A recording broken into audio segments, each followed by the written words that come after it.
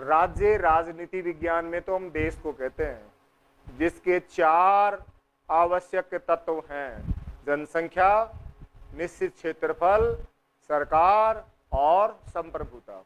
ये तो political science में स्टेट की परिभाषा में आएगा और बिना संप्रभुता के राज्य शुरू नहीं होगा। यहाँ राज्य अलग है और 152 में जो राज्य है वो हमारे संघ की घटक इकाइयां 28 राज्य हैं, जिनको हम राजस्थान, कर्नाटक, हरियाणा, दिल्ली, यूनियन टेरिटरी आ गया, एमपी, गुजरात, ये सब राज्य, ये संघ की घटक इकाइयां हैं, वो 152 में हैं। वर्तमान राज्य भारत, अमेरिका, भूटान, क्योंकि राजनीति विज्ञान में हम राज्य किसको कह रहे हैं? देश को। तो आपसे कई बार सवाल पूछ लेता है निम्न में से राज्य नहीं है, और उसने दे दिया ब्रुनेई यूक्रेन, और दे दिया नेपाल, और दे दिया Kyiv. Brunei, Ukraine, Kyiv, Nepal, कौन सा राज्य नहीं है? आप सुन पा रहे होंगे, कीव राजधानी है यूक्रेन की, इसलिए कीव राज्य नहीं है, यूक्रेन राज्य है, देश है। वर्तमान राज्य राष्ट्र राज्य है, वेस्टफेलिया संधि 1613। इसलिए मित्रों, वो एक राज्य का एक अलग कॉन्सेप्ट है कि वर्तमान जो राज्य हैं वो नेशन स्टेट हैं, राष्ट्र राज्य हैं। संविधान का अनुच्छेद 12 और उस 12 में राज्य क्या क्या होगा, इस 12 में किस किसको शामिल कर रखा है राज्य में? देखिए, नंबर 1 यूनियन पार्लियामेंट, संघीय संसद और भारत सरकार। अभी थोड़ी देर पहले आपने पढ़ा है कि मूल अधिकार राज्य के विरुद्ध प्राप्त होते हैं और व्यक्ति इस राज्य को न्यायालय में चैलेंज कर सकता है यदि ये राज्य आपके मूल अधिकारों को छीनता है या कम करता है। तो वो राज्य परिभाषित हो रहा है 12 में। वो राज्य का मतलब है संघीय संसद, राष्ट्रपति, लोकसभा और राज्यसभा, प्रधानमंत्री और उसकी मंत्रिपरिषद। यदि ये ऐसा कोई कानून बनाए जो हमारे भाग 3 से असंगत है और हमारे मूल अधिकारों को छीनने का प्रयास करेंगे, हम न्यायालय में जाकर के चैलेंज कर देंगे भारत सरकार को। दूसरा, राज्य विधान मंडल और स्टेट गवर्नमेंट, राज्य सरकार। राज्य विधानमंडल का मतलब है राज्यपाल, विधानसभा और विधान परिषद, मुख्यमंत्री और उसकी मंत्री परिषद। यदि राज्यपाल, विधानसभा और विधान परिषद में कोई ऐसा कानून पारित हो जाए, स्टेट गवर्नमेंट उसको एग्जीक्यूट करे, लागू करे, जो हमारे मूल अधिकारों से असंगत हो, तो हम उसे न्यायालय में चैलेंज कर सकते हैं, क्योंकि राज्य में ये भी आ रहा है। नंबर 3 लोकल सेल्फ गवर्नमेंट, स्थानीय स्वशासन।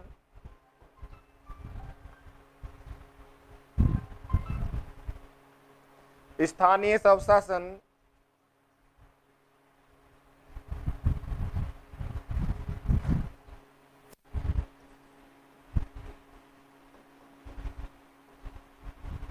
यानी स्थानीय सरकार कह लीजिए, और इसमें कौन कौन सी आ जाएगी आपकी? पंचायतें और नगर निकाय। और नंबर 4 अन्य प्राधिकारी। अन्य प्राधिकारी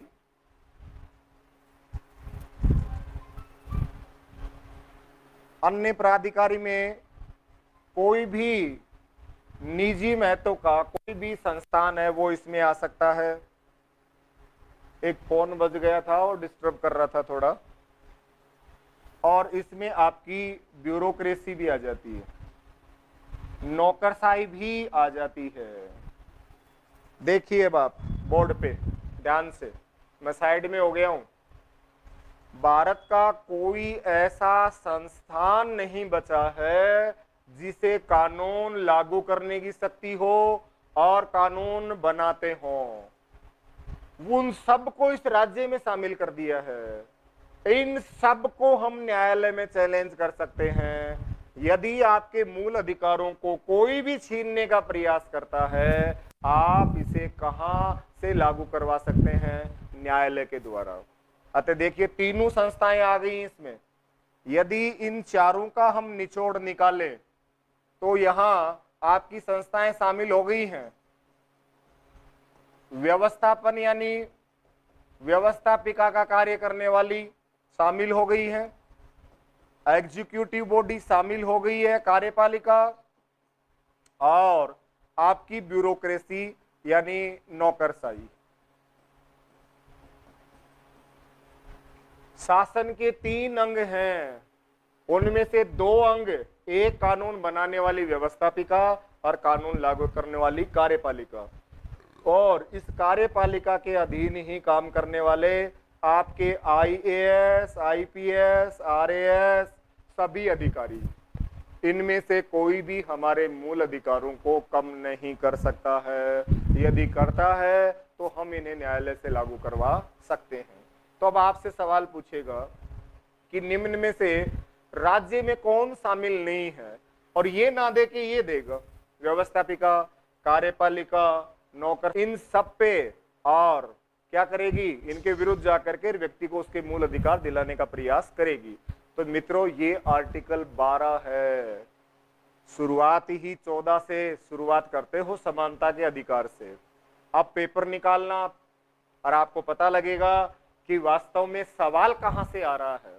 यदि हमें यही नहीं पता होगा कि सवाल आता कहां से है, और हम सिर्फ 14 से लेकर के 32 तक पढ़ते रहेंगे और हमेशा सवाल गलत करते रहेंगे, तो सिलेक्शन कहां से होगा?